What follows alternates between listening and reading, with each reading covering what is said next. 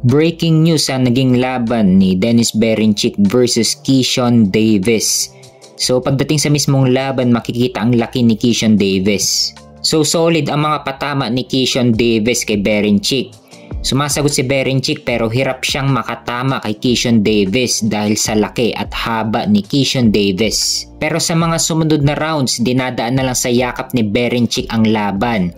Pero hindi umuubra ang tactics ni Berinchik.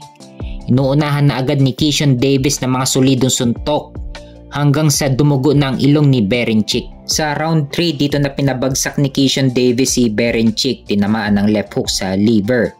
Isang liver shot ang ginawa ni Keyshawn Davis na tumama kay Dennis Berinchik. Sa round 4 dito na tinapos ni Keyshawn Davis ang laban.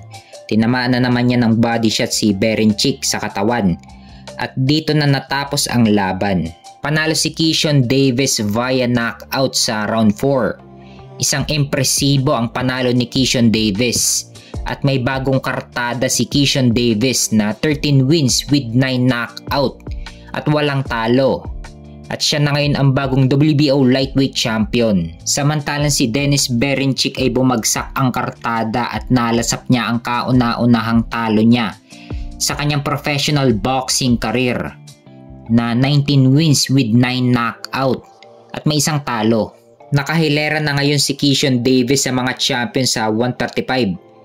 WBA lightweight champion si Tank Davis, WBC lightweight champion si Shakur Stevenson, IBF lightweight champion si Vasily Lomachenko at WBO lightweight champion naman si Keyshawn Davis.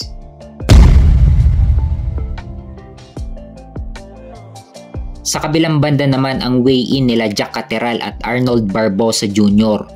So parehas tumimbang ng 139.75 pounds. So parehas pasok sa 140 pounds limit sa super lightweight.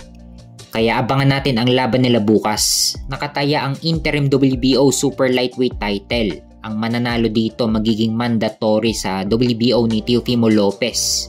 Sa last 2 fights ni Jack Catterall, tinalo niya si Josh Taylor sa rematch at si Regis Prograis via unanimous decision.